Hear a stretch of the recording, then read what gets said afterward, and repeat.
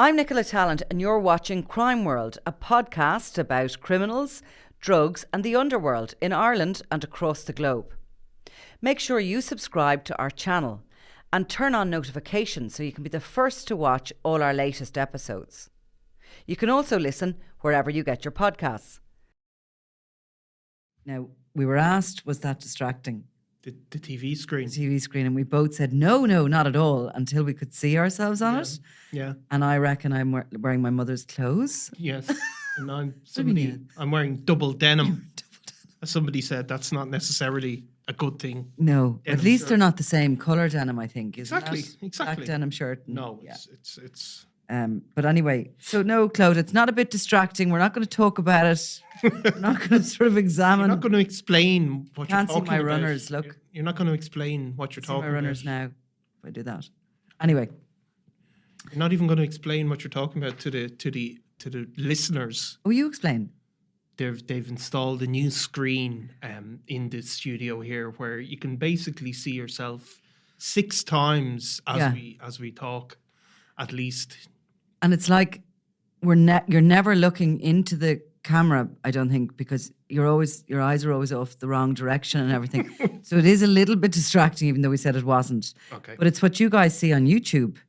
And it's the different views. Sometimes it's the two of us in it. Sometimes it's me. Sometimes it's you. Yeah. It's all very technical. It's very interesting. It's we're moving into the next generation as such of journalism with all this, aren't we? We are. Yeah. Definitely. There was a time we only really had to care about, putting our heads down and typing into a Absolutely. I mean, laptop. And journalism changed. I mean, I remember when you go out on a job and people used to say, go into the local pub, we'll phone you in the local pub.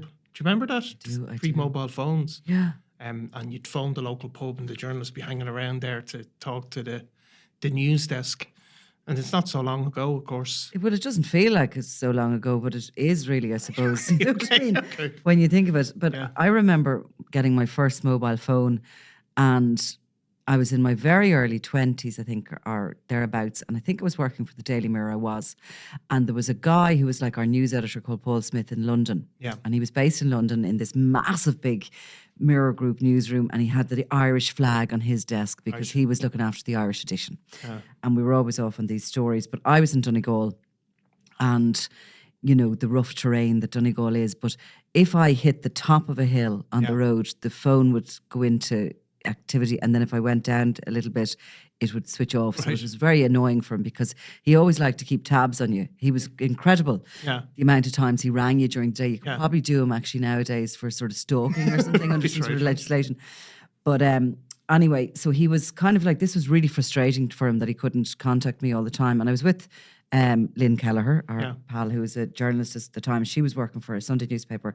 And we ended up, the two of us, she was working on a story about a group up there called the Screamers. Nice. I think there's actually a documentary been made on them now. And they were living in Burtonport. They were kind of a cult who had moved out to an island off Donegal with no electricity or anything. Yeah. Jenny James was their leader. And she had, I think, built a boat and gone off across the Atlantic. Quite an extraordinary story, really. Yeah. And found a place for them to live in the jungles of Colombia. Right. And they were following her out. But it was kind of around the time that we were all ignoramuses and we thought any kind of alternative religion was a cult and you couldn't live a different lifestyle and all this. So just take a look at the screen there.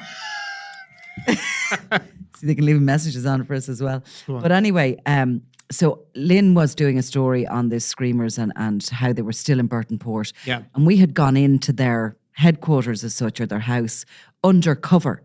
Supposed to be sort of two backpackers interested in the Screamer lifestyle and all the rest, looking to join up. And we'd been on the road a good while and we were tired. I'm sure we'd been out and about and out up late and all the rest of it. So we ended up at this sort of film night with the Screamers. And Lynn fell asleep. And I remember going, this is ridiculous. We're here undercover and she's falling asleep and I couldn't wake her up. And the next thing, a girl came up the stairs. I could hear her coming, like up 1 floor, 2 floor, 3 floor. And eventually she came into the room really confused. And she said, does anybody know a Nicola Talent? And I went, shit. Because I had gone in as whatever I was, Jane Doe. And I went, why? And she said, there's a guy on the phone called Paul Smith. He says he's ringing from the London desk. Yeah. So basically I go down the stairs, I pick up the phone. Hello? Oh, there you are. And he just wanted to follow me. What he had done was, because Burton Port was small, he'd always found you in the local pub. Either found you or you'd been in, you might have been in the night before. Leave a message or you'd leave a message for you. Yeah. So he'd rang the local pub and they said, there was 2 girls here earlier and they went across the road to such and such, Jenny James's house. Oh, have you got their number? So in he rings and he totally blew our cover. Yeah. Totally. Yeah. So I had to go up, wake your one up. Let's get out here before we get screamed at. They were still going before we get screamed at. It was primal scream therapy as well. It would have blown your hair back. Sounds actually interesting, to be honest. No, it is interesting. Somebody told me there's a big movie being made about the whole story. Her grandson, so there was Jenny James was the original founder of it. Rebecca James was her daughter and she had remained, I think, in Burton Port while they were building their new commune in Colombia. Yeah. But her son, so the Jenny James lady's grandson, Tristan was his name, he ended up being murdered by FARC guerrillas in Colombia. It was really sad. Yeah. He was only a young guy, he was 18. They were very peaceful, They just believed in that primal scream therapy, which I think has been, it's probably still in use somewhere. Absolutely. But not nowadays would it be kind of deemed. Well, it was popular, of course, in the 70s. Yeah. Sort of John Lennon and exactly, like that. But that was a very long-winded story. It was, but I mean, the most thing I remember for the digital era is when I got my first sat-nav as a journalist. I don't remember that. And it would just bring you to the house. Yeah. And the amount of hours where I saved, where you'd be down the country, rolling down the window. Mm-hmm. Do you know where this is? Oh yeah, it's go left and go this, and you just absolutely end up lost. I mean, it just saved so much time. I used to ring my poor late father, and he was like my sat nav for years. I always joked about it. I don't remember getting my first sat nav, but I definitely cannot imagine life without it. No, because I think of all the skills you lost. Yeah, though with looking that, up the maps and the map reading, and then even just the communication skills, rolling down the window. Yeah. How are you? How are you? Yeah. Can you tell me where that is? And God knows who you had met and what else they could tell you, because often you'd ask the local postman. Yeah. And then you'd get the full story and what you were looking for. But anyway, we sound like 2 dinosaurs now going on about this, which we maybe are. Yeah. But we're not here to talk about screamers or anything like that. Have you got any good segue into Wayne Dundon? How will I do this? Well, maybe somebody you probably were writing about nearly back in those days. Maybe so, yeah. Yes. Is still on my radar. Still on your radar. So Wayne Dundon has, in the last week, so he's been in Mountjoy Jail. Yeah. He's so violent, isn't he? Those Dundons are so incredibly violent. Yeah, I mean, I think they've been the most problematic prisoners, really, in the prison system over the last couple of decades, most of which they've all sent. The 4 brothers have spent most of their time over those 2 decades in prison. John, Wayne, Desi are all serving life sentences for murder, and Ger Dundon is now in prison in the UK, but has been in and out of the Irish prison system over the last couple of decades. They've been, I think the prison service have learned a method of coping with them, which is really they've been moved around a huge amount of times. You don't hear so much about Desi with the violence. I know certainly Wayne seems to have an inability to control a temper that wells in him, and no matter where he is or who it is against, he has no control over it. That's how it appears. Well, I think some people say Desi is the most sinister of them, really? Actually. I mean, Desi, of course, has a much greater motivation in that he's been in prison for almost 20 years, I would think, is it? And now I could be slightly wrong with that, but he's serving... You would be right. It was 2002, I think, when that Limerick feud kicked off, basically. Yeah, and Desi is serving life for the murder of Kieran Keane Sr., so he's been in a long time, and he may have a motivation to stay out of trouble. I mean, if he was, there's many people who serve something around 17 to 19 years for a life sentence. These guys are unlikely to get out earlier. But Wayne is right smack in the middle of a life sentence. And again, in Mountjoy this week, he was involved in a very, very serious incident. And it brings home the risks faced by, not just by other prisoners from Wayne, but also to prison staff. So he appears to have had some sort of a row with this inmate called Stephen Coveney Ryan, who we haven't heard a huge amount about, but he's in jail, Coveney Ryan, for threatening basically his girlfriend. He threatened his pregnant girlfriend, actually. He was a guy who met with his partner in Bossoris in Dublin some years ago. She was living in Donegal. They swapped numbers. She went back up to Donegal and they continued to text and built up a bit of a relationship on text. And some weeks into this, he texted her and said he was homeless. He had nowhere to go. She invited him to Donegal to come live with her. And there a relationship began between the two of them. And then a few months in, she's pregnant and he one night had cooked her a meal. She didn't want to eat it. They were having a fight and he attacked her. And he basically threatened to kill her and she ended up locked into the house.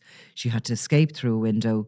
She went to her parents' home, took refuge in a car, and he continued to threaten her on the mobile phone, said he was going to chop her up and feed her to the pigs. And he's serving a jail term for that. We know little about him other than that, really. Yeah. I mean, so he seems to have become involved in a dispute with Wayne Dundon for one reason or another. During this dispute occurred in Mountjoy Prison, where Wayne Dundon has been, he has served time in other prisons and has been moved in there. And Wayne Dundon seems to have been armed with what's been described as a blade, but I presume it's a sort of makeshift. They call them. Yeah. And, they can make those with... But there's very inventive in prisons, but they've made them with razor blades. They've made them with razor blades and toothbrushes, various things like that. Things stolen out of the kitchen, probably the tops of knives, whatever. Yeah, but it's some sort of a blade he had, and he attacked. He attacked Mr. Coveney Ryan, and their prison guards attempted to intervene. And during the fight, four of them got injured, two of them more seriously, and. That's probably not the first time that Wayne Dundon has shown no compunction about attacking police officers, prison guards, people in authority. Even as a young man in Limerick, he was involved in a very serious assault on a guard where he left him with very serious facial injuries. Extremely volatile person. He's in Mountjoy. He's been involved in a lot of contraband operations, seems to certainly have had input into the continued operation of what's left of the Dundon McCarthy gang. Really, probably the remnants based around his hometown area of Hyde Road, and so it is a shocking incident for sure. He's a huge guy, like he's so. Broad and I don't think he's particularly tall now. No, but he's like, I've seen him in court and he is huge. He's like what you describe as built like a brick shit house. Like he's a big wide unit of a guy. Isn't he a boxer? He's a bare knuckle boxer. He certainly was. Yeah, he's a menacing person, and of course he has been. There I think in 2017 there was steroids and found during one search in the prison that were linked to him. But I think it's the Dundon certainly at one stage when they were in Wheatfield. Back before they were convicted of murders, him and John, I mean, they really terrorised that jail in a way. They've certainly been heavily involved in the sale of drugs within the prison system, particularly at that time, where I think they probably have learned more how to handle them. But really, what they were doing. Do you recall the incident with that other inmate that was photographed? Yeah, I mean that was John Dundon in particular. And that was exactly their modus operandi in the prison. What did they do that time? Well, they just had him, they drew all over his face. They were bullying him, making him pose for humiliating pictures, a number of other things. But what they were doing in that jail at that time was that they had a load of these sort of low-level people suffering from addiction, and they were terrorizing them really. They were feeding them drugs. These guys had developed debts. then they were putting huge pressure on them, forcing their families to pay. So it really was quite a sinister operation. You've described exactly what people within their own community of Hyde Road would describe the way they behaved when they were at their height of their power on the outside. Yeah. So they literally have taken that or took that MO and moved it into the prison system where people had nowhere to run. And of course, like a lot of it is based on the fact that they would give them drugs. Yeah. On credit. But that's what they were doing in the communities. Exactly. And then they were absolutely dragging young guys into criminality, getting them to hold guns for them, getting them to do other stuff for them. Families down around that area would just describe the terror and of them arriving at your front door, either John or Wayne, and ordering your child, your teenage boy or whatever, all boys usually, to get up out of bed and get out and do something for them, and bursting past the mothers and just having no regard. So they had all these guys who were not major criminals owing them, it could be little as of 30, 40 quid, but it's a huge amount of money in prison. And then in order to work off that debt, they'd get them to attack other people, and they were getting the money in Paddy Power accounts. People on the outside would put in money in a Paddy Power account that they could access on contraband phones. This all went on for a period of time, but in recent years they've been segregated a lot more. They've been kept out of the population. They've been moved around. They've been broken up at times. Nathan Killeen as well, of course, John Dundon's sort of brother-in-law, for want of a better term. So they have been moved around a lot. But Wayne Dundon, it just shows you he's still a dangerous person. He is, and of course, when he was, the prison officers went to hospital. I imagine that the inmate, because he appears to have had an injury to his neck from the blade, also went to hospital, or certainly was treated medically. But he was removed, and eventually sort of, they overcame him, I suppose, and then they had to move him from Mountjoy, and it was decided he was going to be moved back to the Portlaoise. Yeah. And on his way into Portlaoise, they have a thing called the boss chair, they call it. Yeah. It seems to be the nickname for this thing that they sit on. Yeah. And it's a kind of a metal detector. And sure enough, they discovered that there was something inside him, basically, that set it off. They suspect it is a mobile phone that he was carrying inside. He has always had mobile phones from the prison, which he uses to direct terror on the outside as well as... Yeah, of course, like Wayne Dundon, of course, ordered the murder of Roy Collins on a contraband phone. I mean, that was the evidence that was given in court, and ultimately sees him serving a life sentence in prison. So that's the danger of these guys phone. Yeah, exactly. So they have these things. It's the boss chair. It's body orifice security scanner. Oh, it actually is. Yeah. The boss is the real word for it. I thought that was the nickname for it. No, so it's called. It looks. I mean, I've seen the old ones. I don't know if there's. I think they might have got an upgraded version. A new one in Portlaoise apparently, which they used to be able to manipulate. Yeah, but they can't anymore. I mean, it actually looks like a kind of an electric chair, kind of. Yeah, well, the old ones do anyway. Like you actually sit in it. Yeah, and it's, I don't know what sort of technology, but some sort of X-ray like technology. It's not going to be X-ray technology, but something along those lines. And it shows up. Obviously, it picks up metal or other things. Now they used to have these phones where if you Google it, go in and you'll Google "beat the boss" phones, is what they're actually sold as in shops in Ireland and online. And they were little phones with no metal in them. Yeah. Little plastic, tiny little phones, like the size of a key fob, literally. And so this new chair must detect... I think what it does is it detects I don't know what the word is. Yeah. But, like a phone would have to emit a signal. Yes. I think it detects signals as opposed to just metal. Yeah. And that's what... So Dundon isn't gone into the main prison population. Portlaoise has gone to the A5 landing, which we spoke about recently. That's the punishment wing. Yeah. And I was only talking to Eamon last week about somebody else who'd been put into that punishment wing, Alan Wilson, the hitman for hire who was jailed in relation to a conspiracy to kill a member of certainly associate of the Hutch organisation. Gary Hanley.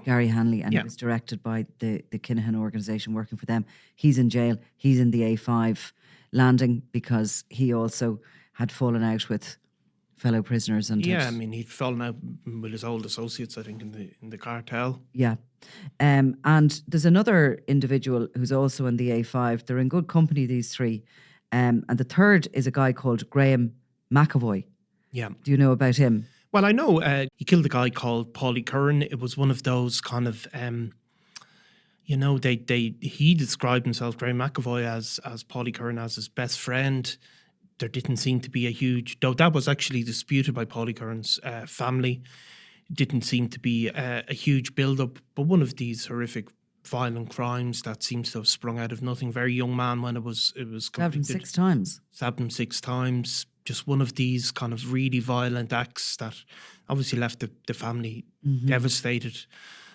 So I think he has also had problems in the prison system. Well, McEvoy was being brought to court, or was being transferred, and he made an attempt at an escape, which is why he's in the A5 wing. He, I think, also got his hands on one of these makeshift shivs, as they call them, and attacked a prison officer as he was being moved. And I think the prison officer was injured during that. He was subdued eventually by other officers who were in the van. But you just obviously can't let your guard down. No. For a second. I mean, I know some of the more volatile criminals and the ones who are probably more likely to attack without warning, that they are flagged in the system, and that they've certain ways of moving them, and maybe extra officers have to be there. But I think you'd just be on the edge of your nerves all the time. Yeah, I mean, there's some of these they guys. Can smell fear, I'd say. I mean, there's some really problematic prisoners in the system, and they're actually really are in quite a small minority, and they come in all shapes and sizes. I mean, Graham McEvoy, I think, is a small, slight-looking guy. I mean, Alan Wilson is another small, sort of unthreatening-looking, really. I know, but there's some of these guys have this really, really short fuse and can explode at any moment. Paul Crosby, I think, has been in trouble as well for fighting other inmates. And obviously then there's the people, the Dumbrell brothers as well. So there's various people that have had that really high profile and volatile nature. But Wayne Dundon is probably is one of them, but he also is somebody who has a significant reach on the outside and within the prison system through gangland contacts and through some of his own family members, obviously. And all the while, I mean, it's within our constitution and within our beliefs as a society. These people's human rights have to be observed at all points, and they have to be treated humanely within the prison system. And so they can be punished, but they will be going back into the main prison system. And, the troublesome ones always seem to be the ones that shout loudest about their rights as well, don't they? Well, They're the first that you see suing over something or other, or their treatment. Yeah, I mean, people like Fat Freddie Thompson. I think for some of these people, prison must be difficult for a start for anybody.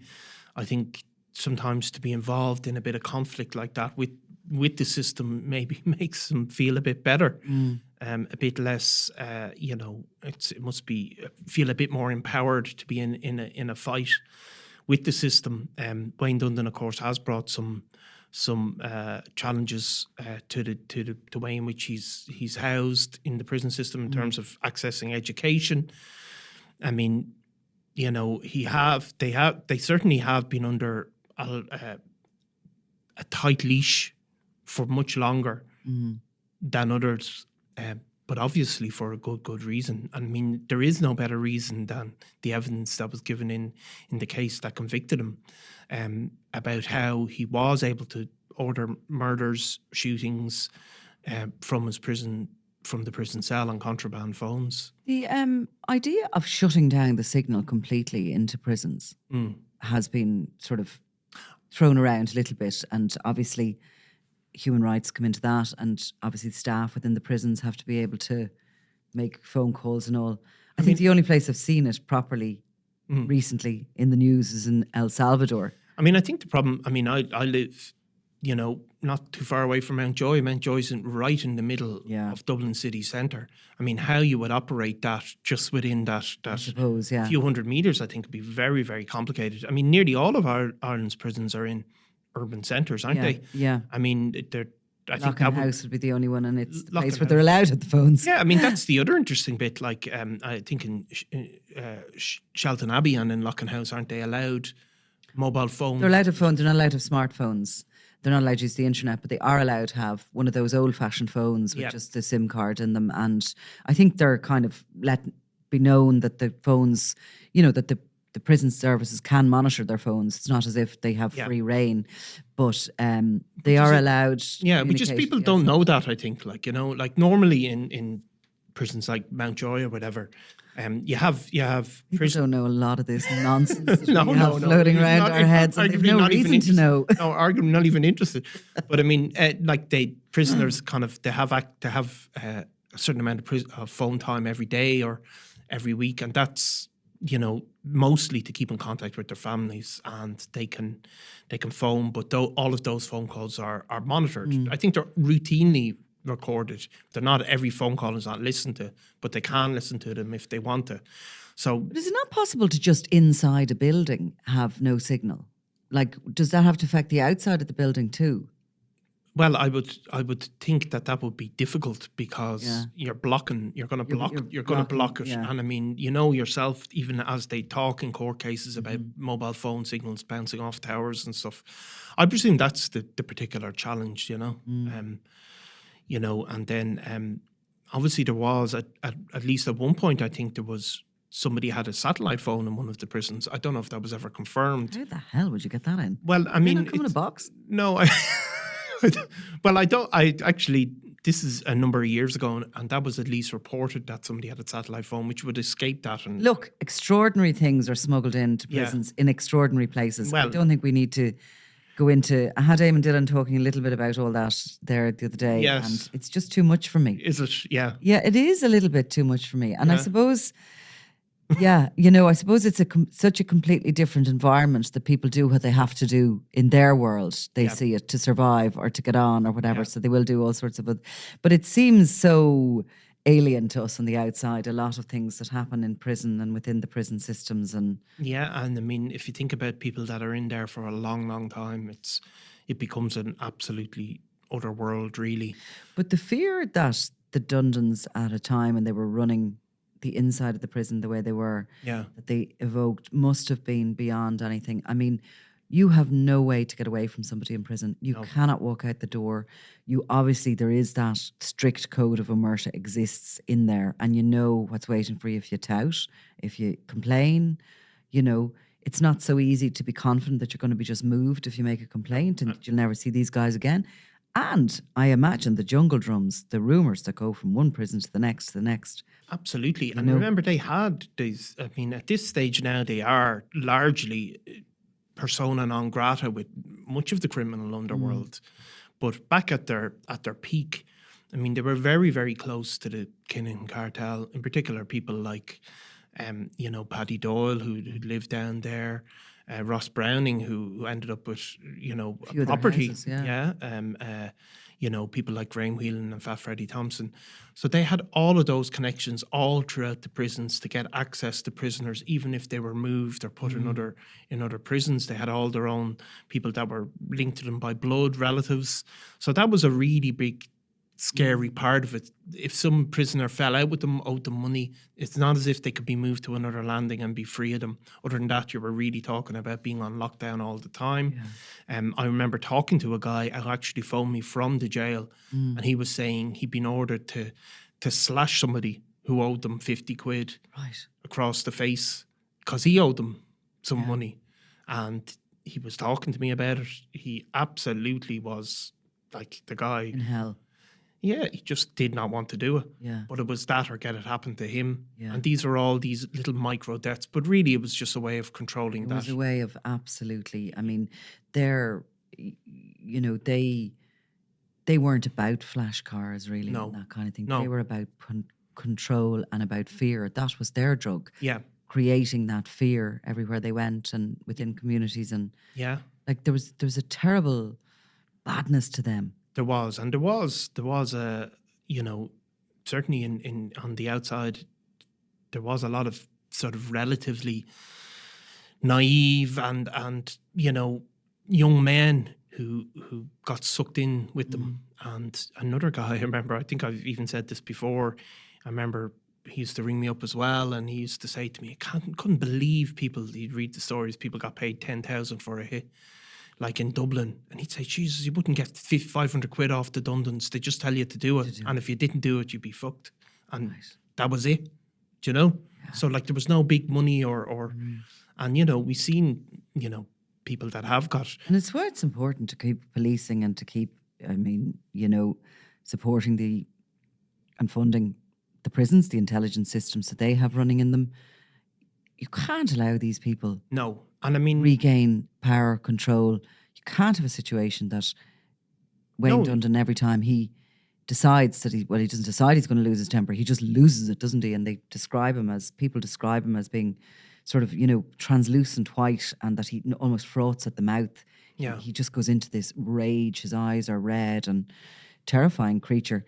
And you have to look at the prison service. You know, it's easy to criticise how did they get the phones in or the drugs and all of that. I mean, I think worldwide you can see, like, it seemed almost impossible to stop it. You know, without an absolute savaging of people's human rights. And while operating within those rights I'm talking about, that we have to, and we have signed up to doing it, like while you're operating within that, you have to take sort of the good with the bad. I mean, we can't just sort of say, let's do El Salvador. Like, I mean, what's happened there in the prison system is, I mean, that is the furthest extent that human beings could be put in. 145,000, I think, people have been locked up. And gangs are literally allowed roam the prisons, kill one another. They're almost given the weapons to go to war within the walls of the prisons. They're basically allowed police themselves. So I mean, we don't have that, and you know, and you have to say the prison service have become a lot more sophisticated in dealing with problematic prisoners. And you know, you have to accept as well, you have people in there that have take huge risks and are volatile, and it just will never be a totally smooth operation. So do you think Wayne Dundon will be facing charges in relation to this incident? Well, he may well do. You know, they have... It can hardly be an internal investigation if people have actually been injured and have been hospitalised. No, I think they will criminally prosecute. It could well criminally prosecute. We don't know what evidence is there. I mean, Wayne Dundon is serving a life sentence. There's no obligation on the state to ever let him out as such. You know, he'll always be serving a life sentence. Now, most people who are serving life, you know, they eventually get out. But even when they do get out, they can be brought back in if they breach the terms of their release or... So, I mean, if you're a gangland criminal in prison, I mean, I think Brian Meehan, he must be approaching... I mean, he must be approaching 35 years in prison, is he? Something along those lines. 98. 98. So, yeah, so that's... He says with confidence. Well, I mean, I haven't a clue what that is. That could be 13 to me. I have no... Well, so he'd be 25 years in, sorry, would he? Well, don't ask me. Okay. But I mean, unless I can get out my calculator. No, actually, do you know what? Wouldn't it be amazing if these mathematic conundrums we have could be solved by that amazing screen in front of us there? But, so Brian Meehan, for example, that's an example of somebody... I'll do this sum on my calculator. If I can find the calculator. Well, look, 23 plus 2 would be like 25 years. Yeah, you know. Well, you weren't so sure a few minutes ago. I'm just, go for it. You were looking at me going, anyway. So, I mean, that would be an example where if you look at Brian Meehan, it's probably been a good prisoner in recent years. Certainly he was suspected of being involved in drugs for a long time in the prison. In recent years, he's become very quiet and as is now in Shelton Abbey at some point. But if you're looking at those guys who are done for gangland murders and many others, they're serving far more than the average 17 to 19 years for life sentence prisoners. So they're getting an extra tariff because they still have to be given that release. I mean, Wayne Dundon is looking at a long time more in prison. Any conviction he gets for violence within the prison system, it doesn't get added consecutively, But it'll go against it him goes on parole. against them. Yeah. It goes against them. But these guys who get convicted of murder, gangland murders of the type of Wayne Dundon, they're really, you'd be amazed to see them out before 30 years, would you? I'd like to think.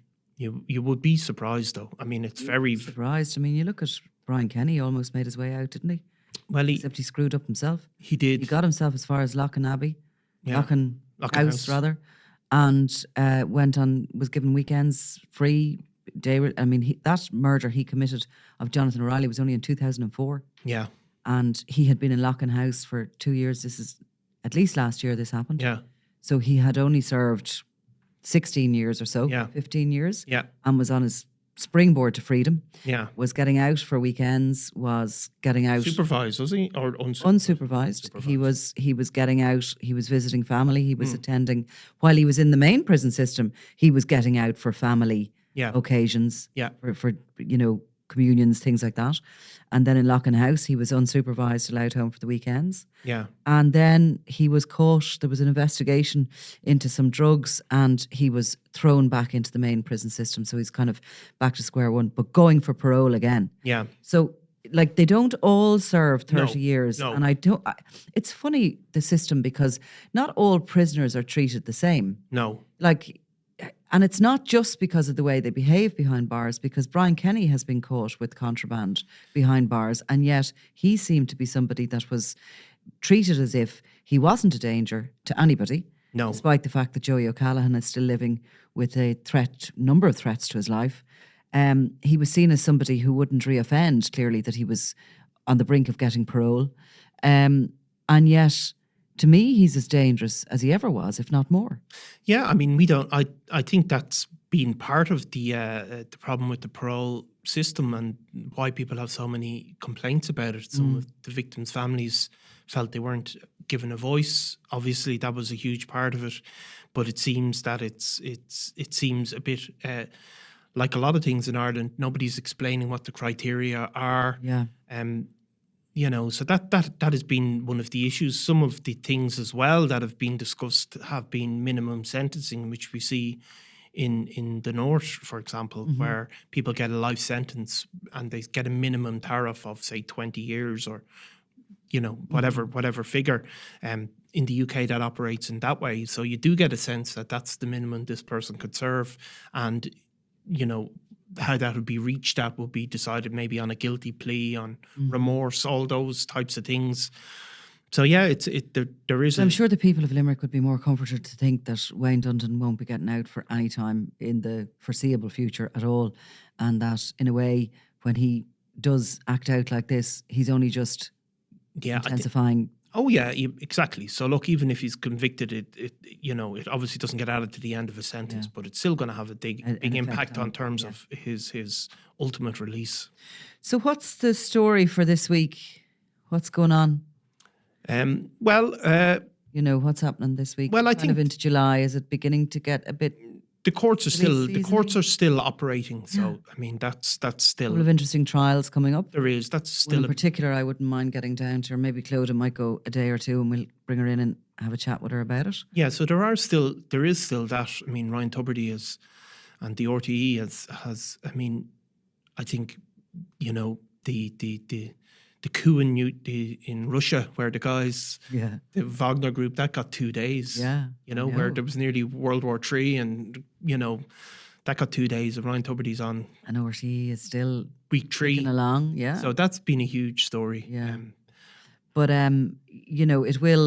things will quieten down a little bit, we say, in August. Every time we say things will quieten down, stuff happens. But the courts come to have a break. Yeah. And, a lot of stuff is put on hold really until kind of coming into September. But still, I guarantee you, we'll be waffling away here because there'll be plenty of crime to talk about. There always is, Nicola. Yeah. And if something really big happens, it'll be when are you taking your holidays? And we'll be either admiring. I'm going to go get new wardrobe, and And what are you going to do? I'm going to stick with double denim. Are you? Which for again. There's not everybody who's watching YouTube. My hair's gone so long I can't even wear it down at the moment. It's double just denim double denim could be a big thing. Medusa or something like that. I'm just ignoring you in your double denim. Okay. I could try double denim and see what it looks like on me. No, I won't. I'm definitely going to go and modernize my wardrobe, considering I have to look at myself now. Okay, so it's going to be a whole new thing. We should get image rights pay or something for that we have to look at ourselves. Yeah, does that make sense? Yeah. I'm going to talk to Peter about that. Yeah, see if we can get some cash out of the barter account or something. I'll go in as the Crime World Union head and start discussing. You're not got an old Renault barter account or something. It'd be grand. Imagine getting a free car. Yeah. Would you like? Well, you could do it one. My car's. I mean, mine is actually at least respectable. My car. No, mine is. No, you could do it a free car. I probably could. Yeah, anything free. I know. I'll sell my soul for very, very low cost. It's gas. We are definitely at a further end of a scale than those people that we're discussing. Anyway, listen, we'll talk later in the week anyway as things start moving. Thank you, Nicola. Okay.